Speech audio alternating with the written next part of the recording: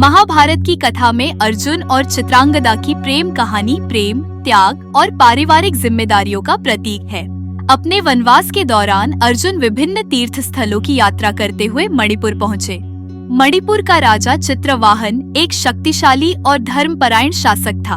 उसकी पुत्री चित्रांगदा न केवल अत्यंत सुंदर थी, बल्कि वह एक कुशल योद्धा और आत्मनिर्भर महिला भी थी। अर्जुन ने चित्रांगदा को पहली बार मणिपुर के राजमहल के पास देखा और उनकी वीरता और सौंदर्य से प्रभावित हुए। उन्होंने राजा चित्रवाहन से चित्रांगदा का हाथ मांगने का प्रस्ताव रखा।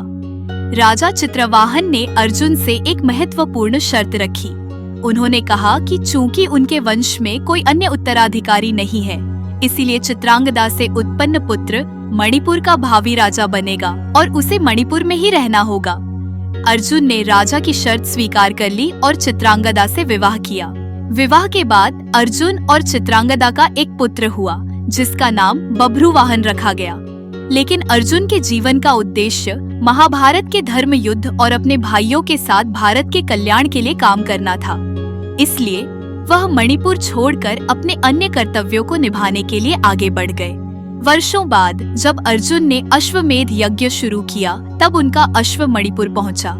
बभ्रुवाहन, जो अब एक महान योद्धा और शासक बन चुका था, ने अश्व को रोक लिया। यह घटना अर्जुन और बभ्रुवाहन के बीच युद्ध का कारण बनी। दोनों ने एक भीषण युद्ध किया, जिसमें बभ्रुवाहन ने अपने पिता अर्जुन को मार डाला। अर्जुन की मृत्यु के बाद चित्रांगदा और उलोपी, अर्जुन की नाग कन्या पत्नी, ने बभ्रुवाहन को सच्चाई समझाई। उन्होंने उसे बताया कि अर्जुन उसका पिता है और यह युद्ध केवल यज्ञ की परंपराओं का हिस्सा था।